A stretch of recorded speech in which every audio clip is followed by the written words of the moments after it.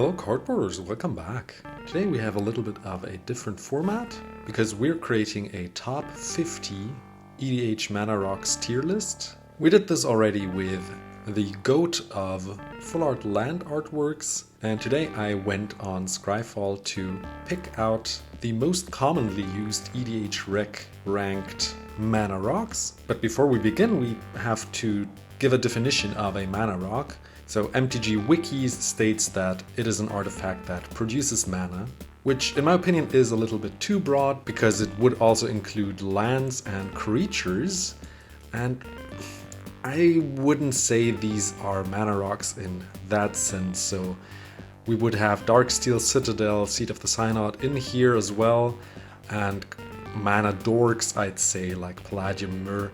So that's why I included the exception that I actually don't want to see creatures or lands. I will put the entire query in the description below if you want to check it out yourself and browse through all 315 mana rocks. And last disclaimer before we start our tier list, this is an entirely subjective list. It's my opinion, but I am looking forward to fight you in the comments, so get your keyboards ready and tell me all about your hot takes and controversial opinions. As you can see, these mana rocks are pretty much in order compared to the EDH rec rank. They got a little bit mixed up. Soaring is the top card. While uploading, they got a little bit mixed, but we don't mind. We're just gonna go through them. Maybe we'll pick out one from the middle also. So these are the top 50 mana rocks that are played. And we're starting out with the classic Soaring just to get it out of the way, which is obviously an S tier mana rock because it simply just gives you 2 mana for 1 and you can just tap it and put out a 2 mana rock at the same turn. It's just brutal. In my opinion, it doesn't need to be banned. In my opinion, most cards don't need to be banned in EDH because it's a casual format. If you want to play high power, just tell the table. And you're fine playing Soaring. If you want to play it a little chill, just have like a conversation and maybe pull out Soaring out of your deck and replace it with something else if people mind. We're gonna take Felwar Stone, which is a solid 2 mana rock. I think I will put it at tier A. We're gonna look at it. I cannot zoom into these, so we're gonna quickly glance at these cards, and if you need to read through a card, you can just pause the video. But it produces mana that an opponent could produce if you have a bad pot. Maybe you're playing maybe a 1 or 2 color deck and maybe no one is playing your colors. This is a kind of a bummer of a stone. Most people just ignore it and tap it for any mana. Keep in mind it taps for mana an opponent controls. This is why it's just A tier. It's solid. I play it as well, but always keep in mind that it does not produce the mana that you want always. Maybe just 1 color of the 3 that you're playing. You shouldn't include it in decks that play more than 3 colors, in my opinion. Arcane Signet, also solid. Though, let me think. If you're playing 5 colors, you could tap for most colors at the table. So it is a great inclusion in any deck, I'd say. Maybe not in a 1-color deck. No. Play it everywhere. Just play it everywhere. Ignore what I said before. Arcane Signet is better in the sense that it can just tap for any mana that you have in your deck. So let's put the Arcane Signet up onto the S tier. I might switch stuff around in the end or in the middle, wherever I choose and please. We're gonna look at the Thought Vessel next. No maximum hand size and add for colorless. I think that is a very solid card. It doesn't tap for colored mana, but it has a strong effect that most cards in here don't do. I think I will pick out the horn here. What is it? The Decanter, which is a B tier card. I will skip to the cards here. Decanter of Endless Water does the same. It costs 1 more but taps for colored. But in my opinion, if you're playing 3 colored rocks, you're either playing a very strong artifact deck, or you just really need the no maximum hand size. It's not the strongest, you know? Like, it can tap for colored mana, but in my opinion, that makes it a B tier. It's a solid card, but it's also not the strongest. Mindstone I really like because it also draws your card later on if you need it. I think it's a solid inclusion in monocolored decks. I don't know if I would put it in 2-colored decks. I'll put it at second tier for now. This one is the Mind Stone. It has a new art here because it's solid. Most of the two mana rocks I'll probably put at A tier. We'll see throughout the tier list where I will put the stuff, but for now it will go there, and maybe I will change my mind later on. Mana Vault. This is very strong, obviously. It's a great replacement for the Mana Crypt, obviously. I have a whole video on it, why I think it's great. Is it S tier though? It is strong. I'll think about it for a sec. Maybe, before I put it somewhere, let's look at what it does and remind ourselves what it does together. It doesn't untap, just costs 1 and just taps for 3 right away, so it's stronger than a Soul Ring in that sense, but if you don't pay 4 during your upkeep, during your draw step you get dealt 1 damage if it's still tapped. There are combos where you can untap it. I think it's a S tier artifact. Similarly, the Mana Crypt as well. Like it is very good. It's great in coin flip decks. You get even more upside out of it. There is a reason why it's banned. I get it. It just makes games so much faster, but I don't think it needs to be banned. Just put it into casual decks and it makes your deck stronger, more competitive in the sense that you can play along with normal stronger decks. I'm always like an advocate for just unban stuff and let people decide what they want to play. So yeah, Mana Crypt, S tier card, no argument there, but in the sense of banning, unbanning, I'd say unban it and just let the people play what they want. Jeweled Lotus, is it S tier? Like, I mean, in CEDH decks, if you're really competitive, probably, yeah, it's an S tier card, but just in casual, most of the time, like, it comes in late often, and then you don't really need it anymore if you don't have, like, discard outlets or stuff, you know, like, I even only put it at A tier. Like, I find it's just such a overhyped card, and yeah, generally just there's just too much focus on it. I don't even like to play it. It's expensive. If it was cheaper, if it was like a 10 euro card, would I play it more often? Maybe, but I also just like to play for synergy, not just to pump out my commander, you know? Like, yeah, you can't use it for anything else. Even if you have a commander focused deck, I wouldn't put it on there because your commander could just be banned. Actually, you know what? Hot take, I would just put it at B tier. Like, I'm not the biggest fan of it. If you have a strong deck where it should be in, yeah, put it in there. But if you're just playing a normal casual deck, it's a normal casual card, you know? Like, you play your commander faster, sure, but you're playing a casual deck, you know? I think there are stronger cards than that. Phyrexian Altar. For 3, you can sacrifice creature at colored mana. I mean, I play it in many decks. I really like it. Is it A tier? I think it's A tier. Like, you can do combos with it.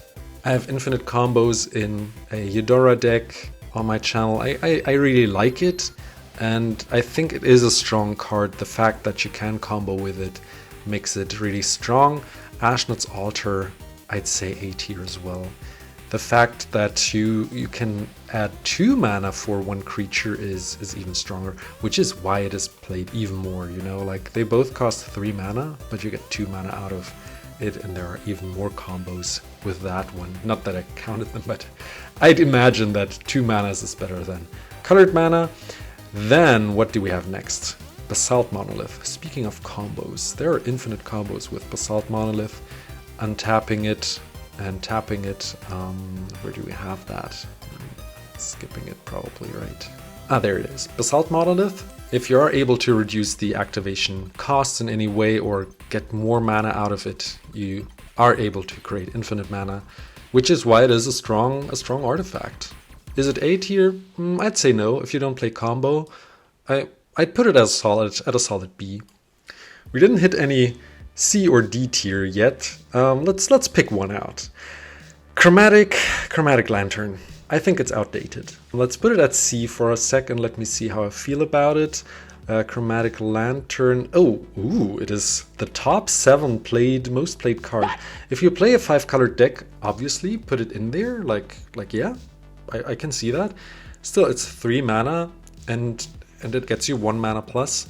But tapping for any mana in a 3-colored deck or a 2-colored deck, I wouldn't play it. Like, it is, in my opinion, a fringe card, and we have so many options now today that we have so many mana rocks, 315, that you don't need the lantern anymore to fix your mana. We have so many dual lands, different dual lands. You don't even need to pay big money to get your mana base at a solid state. So yeah, Chromatic Lantern would be a C, maybe even a D for me these days. Let's put this ad away, and let's see with the next one. We have here a Mox. That's the Chrome, right? Chrome Mox, yeah. You can exile a non-artifact, non-land card and get a color of the exiled card. This was back in Mirrodin, right? When it was first printed. Yeah, I was there when it came out. It is strong. It is strong in any CEDH deck that wants to play it. In a casual deck, I don't know, if you don't have much card draw, you're reducing your hand by 1 for just 1 mana, but yeah, you need to replace it anyway. So, and I like to play casual decks. Like CEDH is interesting, but not for me. Just I like to have fun and let decks play out. Unpopular opinion, probably a C. Actually, like it is strong for CEDH, but any other deck, like, it doesn't need it. A Llanowar Elf does the same. Sure, if you're playing mono red, put it in there. Mono black, sure, put it in there. Mono blue, yeah, you have the card replacement, I guess. Green, white, green doesn't need it. White probably needs it. So I guess any other color than green needs it. I don't know. You always miss like card draw then, like you're placing a card for a mana. I'll see if I put it at B, but for now I feel good about it. What about the Mox Opal? If you're playing an artifact heavy deck, this is a very good inclusion. Better in my opinion than Chrome Mox, because you don't have to skip a card in your hand. If you're not playing an artifact deck, it is just useless. Let's put it at C. Like, these are, in my opinion, overhyped in the sense that if you're not playing high tier Magic, you don't need them. Like they're not even good. And there are so many better cards to put in there. What about Springleaf Drum? I like that. I'm probably, yeah, there it is. I can tap an untapped creature and add 1 mana for just 1. And I like to play it in decks that don't mind either I have many creatures or don't mind that I tap my commander. So I like it. Like it's a solid card. B or A maybe, in my opinion. Then we have a new banner that just came out last year. It's great for any Kindred decks, we say today. Other than that, I don't think it's great. Like, generally not great. It's just worse than the Lantern, in my opinion. If you're playing a tribal deck, a Kindred deck, sure, it goes up to maybe B or C. Like +1/+1 normally is solid, but that it is in the top like 30 or so is quite crazy, in my opinion. Okay, what else do we have? I think the signets are... No, the talismans are the first that come up here. This is just down there. Talismans. I have all the talismans as 1 card in the tier list, so let's talk talismans in general. Obviously, all the green talismans normally you don't need, but being able to just for 2 mana have a artifact that you can tap for either colored mana to get a damage dealt to you or just colorless mana is solid. Is it B tier though? As a color fixer, yeah. Is it A tier? I don't think so. It is a, don't get me wrong, it is a solid artifact to include, which should be the B tier. It's solid inclusion in my opinion.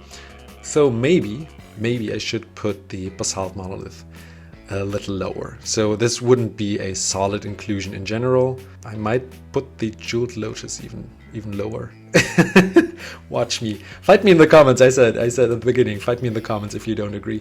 The Cycle of the Diamonds, the Charcoal Diamond and so on, Pearl Diamond, you name it.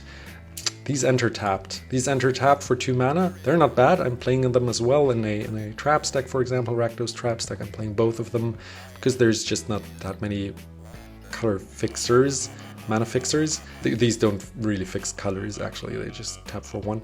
C or B? I'll see where I put them. We have the seal here. This was down there, yeah. I haven't played this one actually, so let's see. For 3, you tap for any colored and you untap it. No, you untap a legendary creature. That can be interesting, but only interesting in decks that mind if the commander is untapped. I could see this in like an Angus Mackenzie deck. Like, that would be an interesting inclusion. I played this deck, Angus, and I might have wanted to put this in. Like, I don't think it existed while I still played it. Other than that, let's put it there. If you don't have a commander that is actually using it, needing it, it's probably down there. So I think I should rearrange a little more. Like, now that we have established a little more of a base of where cards should be, like B being the general useful inclusion, I think the specific cards should go lower. Like, these are used in like specific decks, like combos and like token decks. They are good cards still, but they are not normal inclusions in any deck. Going up from B, you would normally include in decks. Jeweled Lotus as well. I still don't know. Let's keep it there for now. Like, the price is also like a thing that probably is a factor here. So we'll see. Right now it's only like 30-40 bucks. But still expensive. Signets, yes. I put them all into 1 card again. Dimir Signet here. For 2 you get an artifact and tap for 1 and to get 2 colored mana. I think it's a solid inclusion. The fact that you always have to have 1 mana open to get another extra mana from this is kind of a bummer, and it only taps for 2 specific mana, so you can't really choose to have like double blue or so. Makes it a little worse, but it's still a solid inclusion in my opinion. Oh boy, Great Henge. Here we are with price again, like it's 40-50 bucks, I think. Normally you just play it for 2 green, because you play green and you have big creatures. Jeez, like, and you get 2 mana out of it. You get 2 life. It just replaces itself right away, and then this brutal effect of drawing your cards and +1/+1 counters. Oh man, like, I love playing it, but I hate playing against it, you know. And where would I put it? I think it should be included into any green decks, actually. Like, playing green, you put it in. Like, where wouldn't you put it in? Like, I have my Eudora deck. I don't think I would put it in there. That's quite specific, but you still could. Yeah, of course I would put it in. You draw cards for playing creatures. It's an S tier card, in my opinion. Like, of course, it's just color restricted right now, but like, in any deck that can play it, you play it, you know? Like, if you have it, you play it. Why not? Yeah. I feel good with that. Maybe I will put it down to A, but not lower. It's just so strong. Thran Dynamo. I think it's similar to the Chromatic Lantern. It is outdated, and if you're not playing like an artifact heavy deck that can untap it or just really need mana rocks, you're not playing it. I'm sorry. Put it right next to the Lantern. Yeah. It's outdated. No one, I mean, not no one is playing it. We see where it's at, but like, less people should play it probably, because it's not that good anymore. What was the next one? I'm scrolling and searching, but don't remember what I'm searching for. The Relic of Legends. This one I find interesting in decks like Norin that have their commander enter and leave all the time, or like commanders that don't mind to get tapped to get another mana out of it, which is why it's useful, but in any other deck I wouldn't include it. So this is not an auto include in decks, in my opinion. So quite specific, might even go down to D. If you're playing this kind of deck, you want it, yes. Any other decks don't really want to play it. Might put down Basalt Monolith. Because these you play in more decks, you know, like token decks and sacrifice shenanigans decks. These are quite specific. And Basalt Monolith, you also don't really play in most decks these days. Like, if you're playing combo, yeah. you put it in, but in non-combo decks, maybe Eldrazi decks, Mox Amber, that's S tier. Like, you get mana for just having a legendary creature for just 0. This is amazing. You don't lose anything, you don't have any requirements than just playing Commander. Yeah, should probably be in any Commander deck. If you're playing your Commander, you want this, Commander Sphere, solid Pauper card. I would put it up there if we're just looking at Pauper. Generally, I think it's a solid, okay inclusion. Yeah, let's put it C. I like the fact that you can just sack it, but for 3, it's worse than Chromatic Lantern in my opinion, because it doesn't really fix all your mana. It's worse. It's as worse as like the Chromatic Lantern because it just doesn't really fix your mana.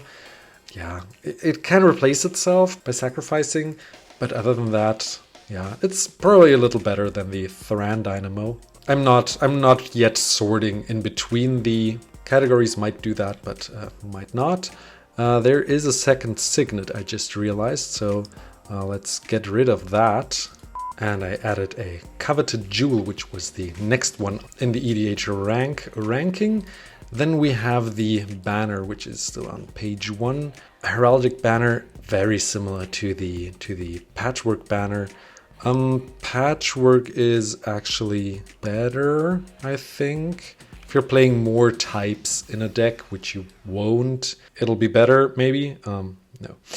Gilded Lotus. It's not good if you're not playing any combo shenanigans that you can tap or untap it over and over again with, or copy it. It's not good anymore these days. Like, I think you can find better ones.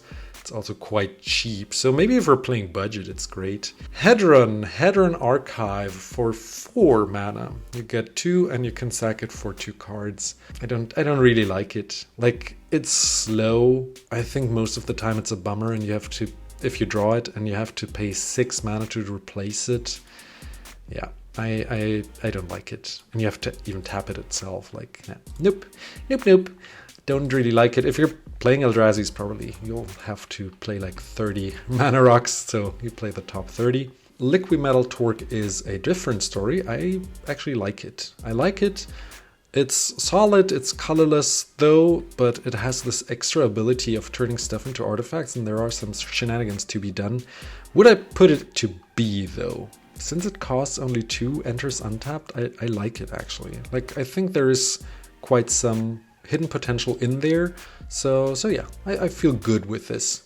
There, another worse kind of Mind Stone. If you're playing certain cards, it's better. This Mirror here, I think I have never actually played it before. So for 3, which is worse, it just adds for red, which is worse, not any color. And you may have it become a creature copy until end of turn. That is interesting and probably enables for some shenanigans and maybe infinite combos, probably, maybe. You'll let me know in the comments. If I'm playing red, would I want to play this? It depends, again, how my red deck is built. If I play many creatures that I want to copy. If I don't, it's not the best. So C. Let me know if I'm mistaken here, like if you think this is like the best rock, kind of, and should put it up there, but I don't think so. 1 Power Stone, oof, it's a worse Soaring, very much worse, enters tapped. I don't like it. You shouldn't play it, just don't. You want to continue playing, you don't want to wait for your stuff to untap, so play as few enters tapped cards as possible. Lion's Eye Diamond. I actually don't own any more. Currently, I traded my last 2 away for other stuff for my set cubes on the channel, and I didn't need one. Currently, I don't have my Eldrazi deck anymore. How do I think it is?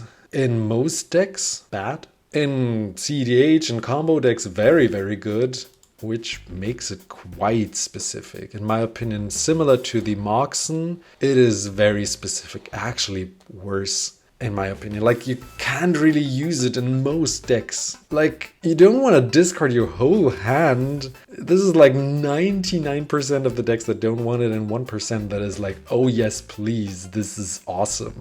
I played it in my Kozilek deck to just draw 7 cards again and play Kozilek 3 turns earlier. Other than that, No, it's worse. Let's go for Mox Diamond next. This was, where was it? There, up there. Even before Mox Amber. But again, similar to the others, you have to discard a land card. If you don't have a land over, you don't even want to play the Mox. I mean, it kind of fixes your mana. Most cases, you just want to play the land because it's safer from Vandal Blasts. If you're not playing high power and don't have much card draw, it is similar to the other Moxen.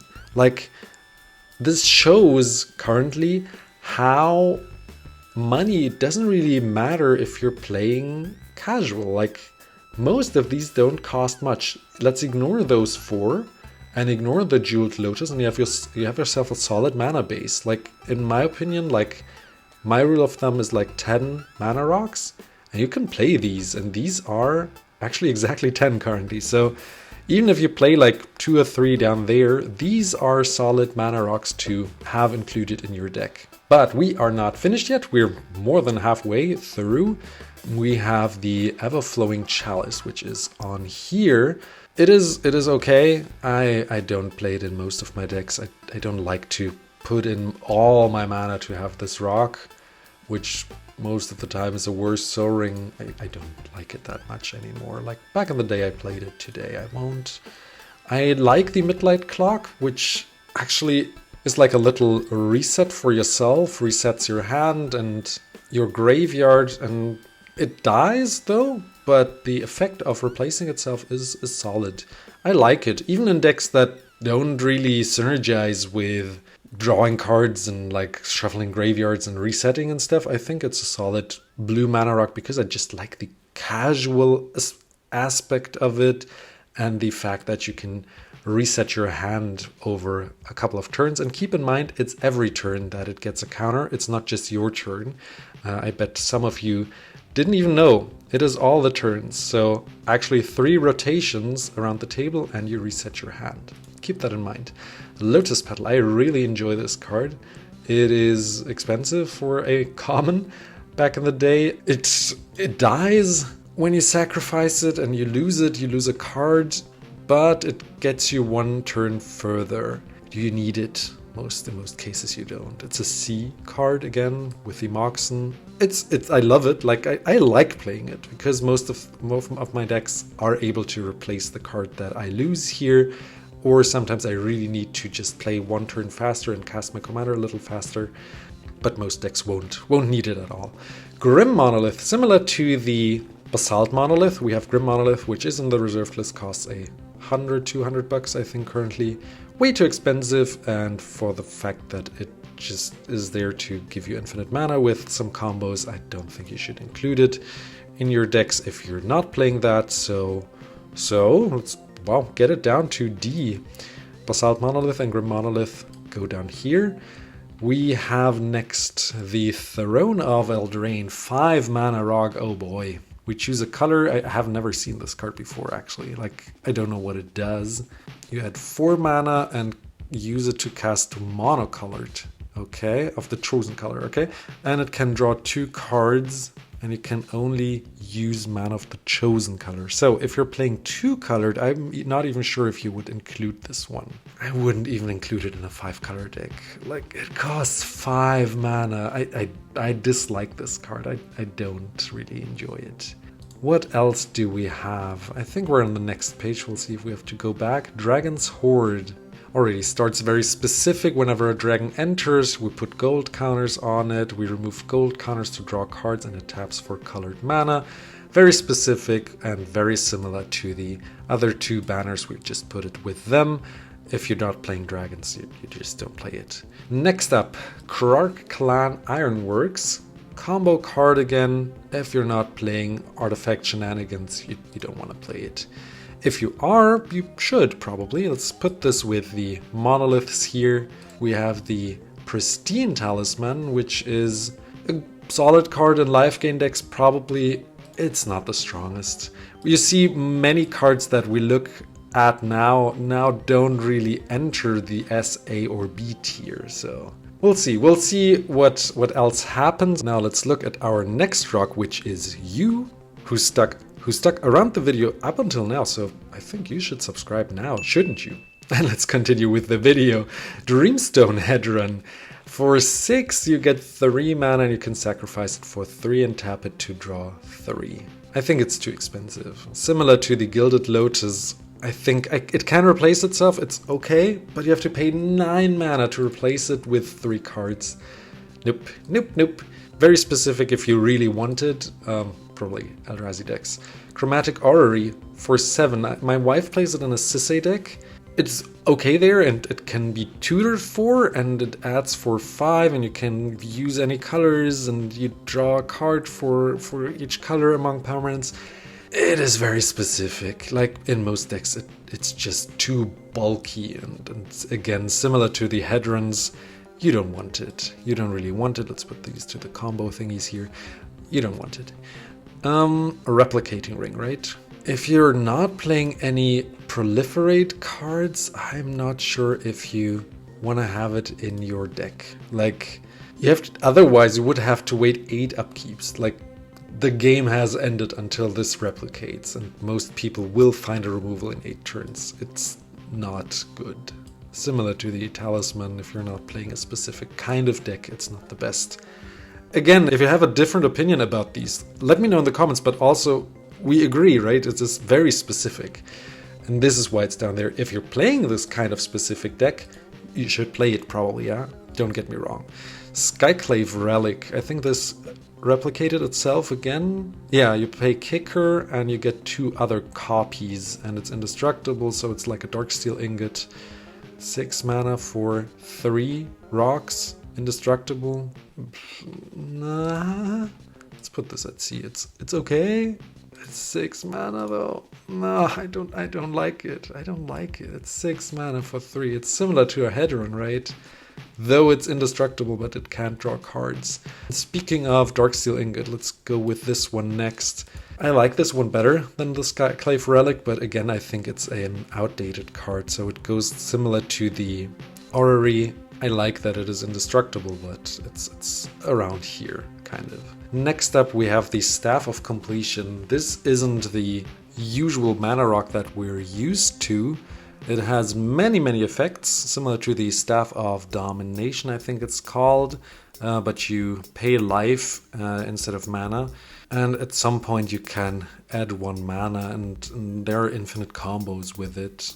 I like that it's versatile, it's good. It's not the best, and I wouldn't include it in most decks. I think it is similar to like specific kind of decks, though, where you can play it in any deck if you have enough life points, and in Commander you have enough. Let's put it there, down there, and call it a day. What's next? The Prismatic Lens. I have actually never played this card before in any deck. It is okay, and it can filter for mana. I'm actually surprised. Like, I have never played it, and I think it's okay. You know, because it's a 2 mana rock, you can just tap it right away. It is colorless, but it's better than a colored diamond, right? I would put it at B, actually. That actually surprises me as well. Like, I'm surprised that I put it up there, but I think that is where it belongs, and I think not many people know it. Where was it printed? Time Spiral? Yeah, okay. So maybe that's why, like most sets, no one has actually played. Ooh, this artwork is cool. And people maybe just don't know it. And it's a Pauper legal card. I should play this more often. Even I'm learning something here. Wow, okay. Last one here, which is the Coveted Jewel. It's a fun minigame, so just because of that, it should get some sympathy points, because you're fighting for it and you draw cards and the game code continues. I think this is one of the few 6 mana rocks that I would include in a specific kind of deck, but I like it. Like, I like the fact that it just brings along the game. You can have some politics. It is still quite specific, but you can pay the 6 mana, you can put it anywhere. It's not very specific.